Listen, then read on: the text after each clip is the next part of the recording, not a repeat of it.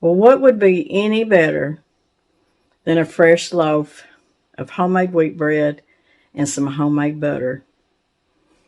I can't think of anything. Welcome to Whippoorwill Holler. I'm Miss Lori, and this is Mr. Brown. We live in the hills of Arkansas. We love the Lord, keepers of the old way, but accept some of the new. We love to cook, and we love to eat. We love to garden. It's in our blood. It's how we stay sustainable and fill our pantry. We do a lot of canning and preserving. We live a sustainable life. We love our family. We work hard. And every once in a while, we like to dance. So y'all join us. Most of y'all are probably here for the bread recipe. So that's what we're going to start with. And I've got 3¼ cup of whole wheat flour. And I've also got 1 cup of just either all-purpose or bread flour, whichever one you've got you can use. And I'm just sifting that all together just to get it combined good. I'm using just regular bread flour, but you can use all-purpose. I thought I'd start out with the bread recipe, and we'll go on to making some butter. I was able to get some fresh cow's milk, and Mr. Brown's been wanting some homemade butter, and I thought, this is going to be a special day. Homemade bread. I've got 1½ cups of warm water, anywhere from 95 to 110 degrees. And we're going to add about 3 good tablespoons of runny honey. And if you can hear in the background, I don't know if you can hear it or not, but I've got little wind chimes kind of swinging in the air there. I can hear them. I love wind chimes. They just kind of soothe my soul. So we got our water and our honey, and we're going to put some butter, some melted butter. I've got 2 tablespoons of melted butter. You can use salted or unsalted.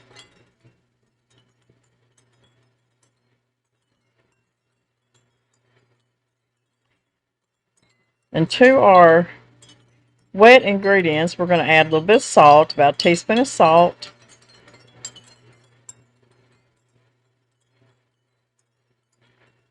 And then we're just going to add our flour. Now, usually when you make wheat bread, it is kind of a dense bread, but this is a little bit denser than my white, basic white bread, but it's not too bad.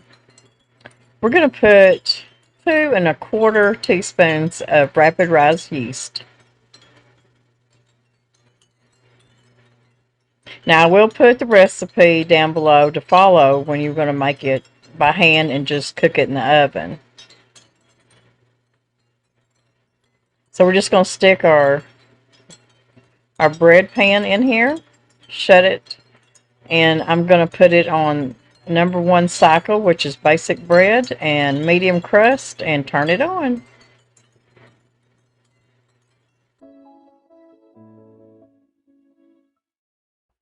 Okay, guys, I had to take this really pretty shot here, but here's our wheat bread out of the bread machine or in the oven, whichever you made it.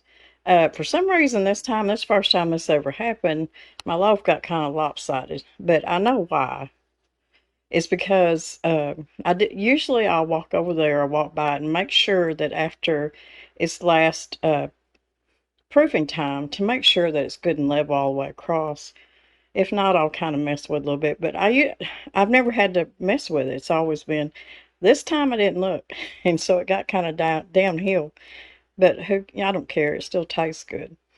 It has a really good crumb to it. It's really pretty. Of course, we know that wheat bread is a little bit denser than your homemade basic white bread. But anyways, I'd been out in the garden because it was time to start trimming back some of my herbs. And I just had them spread out here, and I thought that would be so pretty because I need to show them the bread after it got done, just to put it right there in the middle of all that. Isn't that pretty? But anyways, I hope y'all like this recipe. Whether if you make it in your bread machine or you put it in your oven. Either way, it's a really, really good loaf of wheat bread. Let's make some fresh butter to go with that bread. Now I'm going to start out, I got a hold of some fresh cow's milk from Miss Tina at Simpson's Farm. And she lives not too far from me. And I'll put her information down below in my information box where you can get a hold of some good milk. Now, there's a lot of people that make butter out of heavy whipping cream that you buy at the store. And I have done that before, but anymore, I really don't make any homemade butter unless I've got some fresh cow's milk. And I was blessed to be able to get some and hopefully keep getting some. Okay, you can see this has been mixing for about 12 minutes and it's starting to separate and make butter. So it won't be long. And here it is. It took about 15 minutes. I was really surprised it took that long, but it did. And it separated the butter from the whey. And we're going to get this out and I'm going to squeeze it and strain it a little bit, and then we'll wash it in some cold ice water and get it ready to put up. You can either put it in the refrigerator or you can put it in the freezer if you don't need it right now. But this is going to be so good with that homemade wheat bread. I've got some cold water here, and I'm just going to take my butter. I've done squeezed as much of the whey out as I could, and now I'm just going to rinse it real good and just kind of squeeze it. And I do have some butter paddles, but I'm not going to use them today. I'm just going to use my hands, and I'm just going to try to get as much of what you would either call whey or buttermilk. Get as much off there. If there's just a little bit left, it's not that big a deal. But what it is, when you leave that little bit of buttermilk on there, it'll go rancid if you don't use it real quick. So I try to rinse it pretty good. Now I've got some clean water here, and I'm going to rinse it one more time. And squeeze it and rinse it.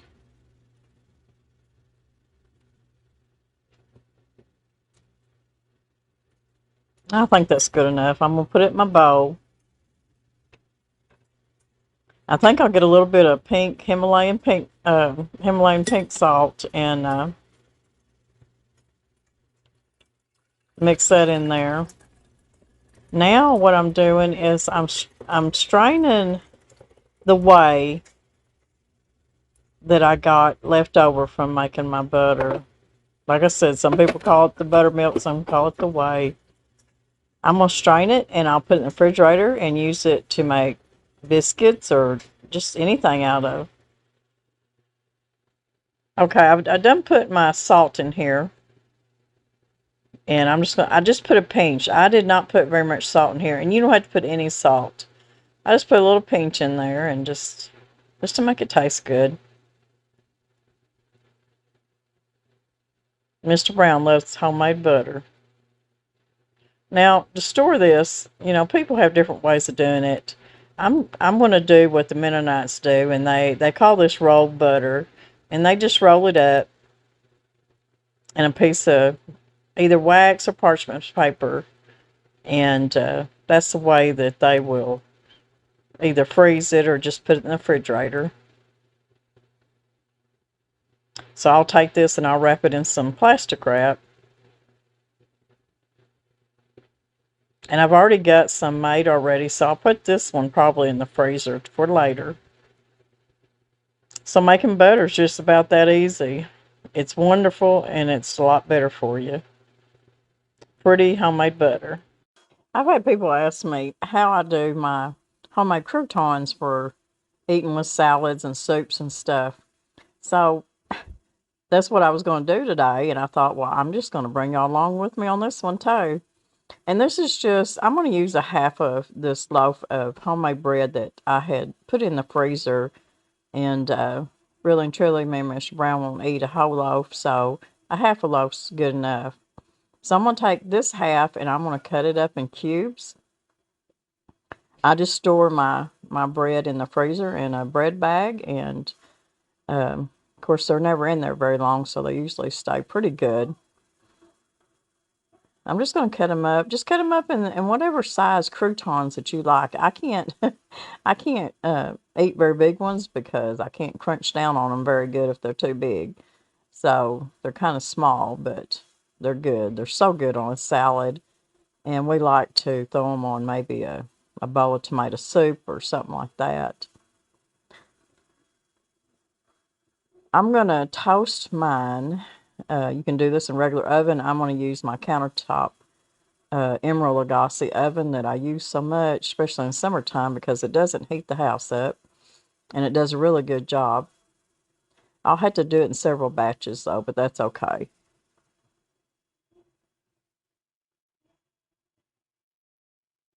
You know, croutons in a bag, they're pretty expensive for no more than what you get in a bag, but I have bought them before. But if you've never made homemade croutons, you're really missing out, especially with homemade bread. So I'm going to get me a bigger bowl, and I'm just going to put my bread cubes in here. Now, if I was making a small batch of croutons, like I do sometimes for Sunday dinner or something, and we're going to eat all of it, all the croutons, you know, that day, I will drizzle olive oil or maybe some melted butter on it and then put my seasoning on it and then toast it. But because I'm going to be storing these in a jar, all I'm going to do is just put some seasoning. I'm going to put a little bit of garlic powder and a little bit of Parmesan, dried Parmesan cheese. Now, the reason I'm not going to put oil or butter is because of storing it, and that can cause them to go rancid or they, you know, get soft and not stay crunchy. So, since I'm going to be storing them, this is the way I'll do it. But if I was going to eat them right away, I would drizzle some olive oil on it, probably. That's usually what I do. So I've got my countertop oven heated to 400. And you can even air fry them. That'll get them good and crunchy if you got an air fryer. So I've got one batch done. It's probably going to take 3 or 4 times to get all these done because that little oven's not real big, and it's one of the biggest ones made, but still. So these are good and crunchy. You need to let them cool completely through before you either put them in a jar or bag them up. You bag them up, you can bag them up and put them in the freezer. Take them out and throw them in your air fryer for just a second or two to crisp them back up. But it's a good thing to do and to have, and they do last a while in the freezer. Or if you have a vacuum sealer that seals your jars, or a vacuum sealer that seals bags, you can do it that way and they'll stay good for a long time. Hope y'all enjoyed this video. We'll see y'all in a couple days. Y'all have a good night. Bye-bye, everybody.